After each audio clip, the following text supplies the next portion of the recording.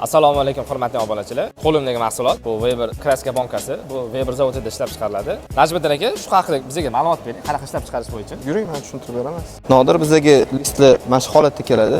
Tayyor pechat bo'lgan holatda. Nodir bu reska apparatimiz. Bu reska apparatimizda listlarimizni kerakli razmerga qo'yib kesib olamiz.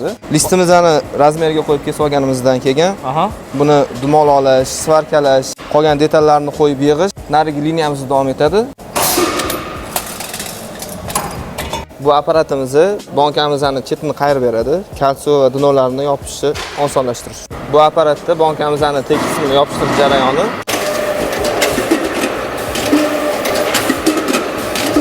Nodir bu press stanoklarimiz. Bular yordamida bankamizni tekisini, tepa qismi qopqoqlari ishlab chiqariladi. Mana Nodir bankamizni ishlab chiqarish jarayoni bilan tanishib chiqdik. Obunachilarimizga korxonamizdagi yana qaysi jarayon qiziq bo'lsa, kommentda yozib qoldirishsa, bu jarayon bilan ham tanishtirib chiqamiz. Sizlardan kutib qolamiz. Kommentda yozib qoldiringlar.